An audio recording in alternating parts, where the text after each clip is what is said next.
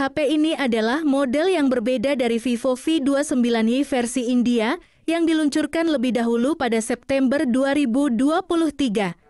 I don't believe in destiny, I just do what's best for me. Don't listen to my enemies, they're just full of jealousy. Yeah, this legacy, you gon' see what's left of me. Vivo V29 5G versi global inilah yang masuk secara resmi ke Indonesia sebagai opsi smartphone khusus fotografi yang menduduki kelas harga menengah. Peluncuran HP tersebut menjadi pelengkap dari Vivo V29i 5G yang memiliki harga sedikit lebih tinggi. Perlu diingat, HP ini jangan disamakan dengan Vivo V29i India ataupun Vivo V29 Lite, ya sebab masing-masing sudah mengacu ke jenis HP yang berbeda. Buat yang hobi selfie dan penyuka desain ciamik, silakan merapat. Berikut ini kami akan membeberkan beberapa kelebihan dari Vivo V29i yang cukup menggiurkan di kelas harga 4 jutaan. Oke, langsung saja kita mulai. Yang pertama, layar sudah AMOLED lega dengan HDR10+ dan kecerahan tinggi. Vivo V29i merupakan ponsel menengah dengan kualitas layar membanggakan.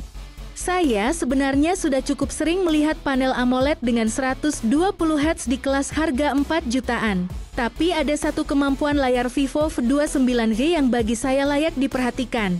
Layar ponsel yang satu ini mendukung penampilan HDR10+ sehingga membuatnya eligible untuk memainkan konten HDR pada sejumlah platform terkenal seperti nonton YouTube, Netflix, dan layanan streaming atau film. Kita akan memiliki pengalaman menonton HDR10+ kualitas gambar seperti kejernihan, rentang dinamis, warna, dan detail akan ditingkatkan sehingga berikan immersion lebih mendalam setiap menonton film. Ukuran layar di HP ini juga tergolong lega di kelasnya, yakni 6,67 inci pada resolusi Full HD+.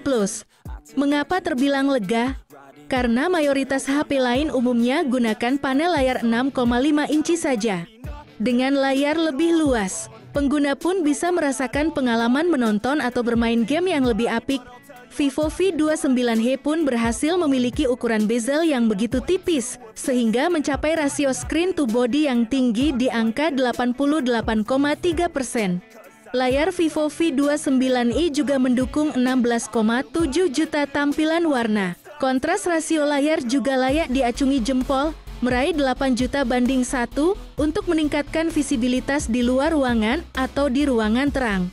Soal tingkat kecerahannya, saya cukup mengagumi kemampuan Vivo V29i dalam mencapai peak brightness di 1150 nit. Hal ini membuat layar mampu tampilkan konten HDR dengan rentang dinamis setara HP flagship, memastikan pengguna merasakan pengalaman visual yang oke punya tanpa harus keluar biaya banyak.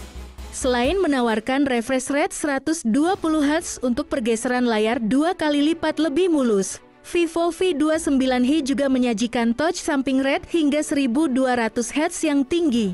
Hal itu membuat layarnya ideal untuk memainkan game kompetitif seperti Free Fire, Mobile Legends, atau PUBG Mobile, lantaran memungkinkan pengguna mengeluarkan serangan lebih dulu ketimbang lawan, walau kedua pemain menekan layar di saat bersamaan. Vivo V29i diklaim sudah mendukung gamut warna 100% DCI-P3, sehingga tampilan warnanya benar-benar memanjakan mata. Layar HP ini pun punya sertifikasi Wideview L1. Dengan begitu, pengguna bisa menonton film di Netflix pada resolusi Full HD. Kendati tidak sebagus monitor tercanggih di dunia dengan delta E di bawah 1, tapi ini sudah oke untuk seukuran smartphone di kelas harga 4 jutaan. Harus diakui, layar Vivo V29i bisa jadi salah satu yang terbaik atau bahkan yang terbaik di segmen harga mid-range. Selanjutnya, desain stylish, warna mewah, ramping, dan ada IP54. Vivo V29i menyajikan desain berkelas yang mewah. Bodi belakangnya menampilkan tekstur tertentu sesuai opsi warna yang dibalut dengan finishing matte di bagian belakang untuk hadirkan desain premium yang memikat. Salah satu varian warnanya, Crystal Blue, terinspirasi dari keadaan geografis di Indonesia. Vivo menyebut penampilannya mirip seperti sinar matahari yang menyinari samudera lautan Indonesia. Bobot ponsel berada di 190 gram dengan ketebalan 7,69 mm. Saat digenggam, Ponsel ini akan berikan sensasi yang tidak terlalu berat dan cukup tipis. Itu memberikan kenyamanan genggam yang lebih pada durasi panjang. Bodi belakang smartphone ini juga tidak lagi mengusung bahan material plastik polikarbonat, melainkan sudah mengusung bahan kaca. Ponsel dengan bahan kaca memang sering memiliki peningkatan dari segi estetika visual, karena memberikan kesan mewah yang sulit didapatkan pada ponsel berbahan plastik. Bodi belakang HP ini juga diklaim tahan noda sidik jari dan goresan. Namun, supaya memperoleh proteksi ekstra, sangat disarankan untuk menggunakan casing transparan yang tersedia dalam box penjualan. Satu hal yang perlu Anda ketahui dari bodi Vivo V29 adalah adanya sertifikasi IP54. Sertifikasi tersebut menjamin HP ini tahan terhadap debu serta tahan terhadap percikan air dari segala sisi. Tak perlu khawatir ketika HP ini terkena air hujan. Selanjutnya, dual kamera anti-gimmick, ada OIS dan ultrawide. Beda dengan mayoritas HP lain yang berusaha hadirkan triple atau bahkan quad kamera, Vivo V29i justru hanya suguhkan dual kamera. Tapi di kamus saya, dual kamera tidak selamanya jadi hal buruk. Buat apa ada 3 atau 4 kalau nyatanya hanya sekadar gimmick? Vivo V29e sajikan sensor utama berkekuatan 64 megapiksel dengan bukaan f1.79.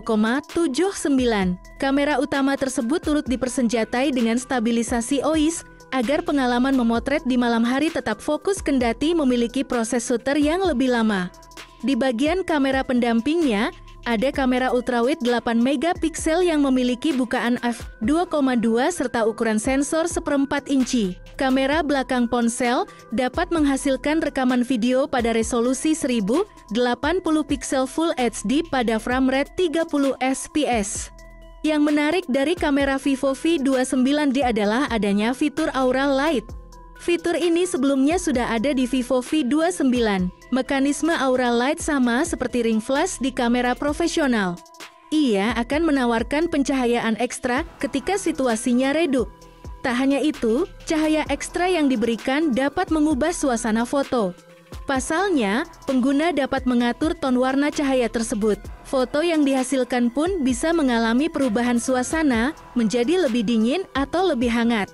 Kamera 64 megapiksel di HP ini juga terbukti dapat menghasilkan foto malam hari yang unggul kendati tidak sepenuhnya terbebas dari noise. Hasilnya memang tidak sebaik kamera flagship yang bisa tampilkan eksposur berlebih pada daerah gelap, tapi setidaknya sudah cukup presentabel.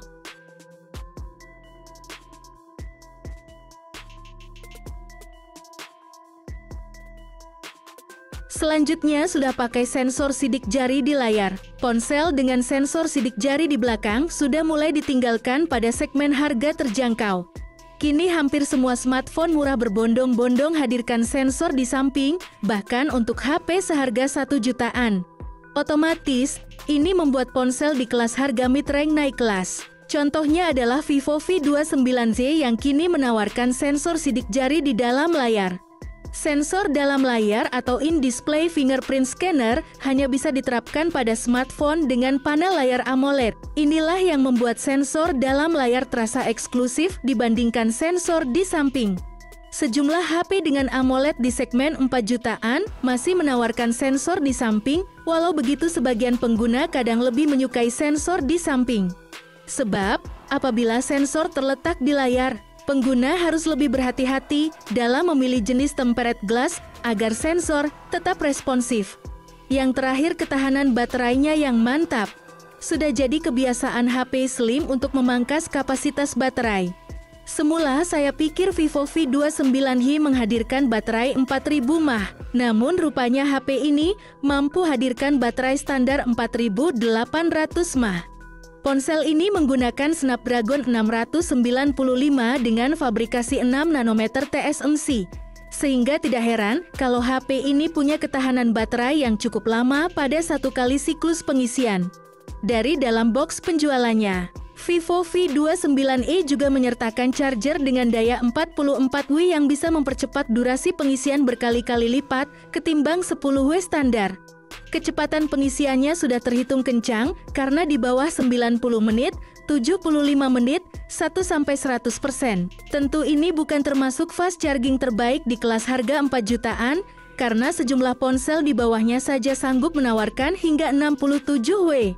Namun jika dinilai dari meritnya, saya rasa mayoritas orang sudah cukup terpuaskan dengan durasi charging ponsel ini. Terlebih, jika daya 44 W yang lebih kecil tersebut bisa membuat baterai health lebih terjaga pada pemakaian jangka panjang.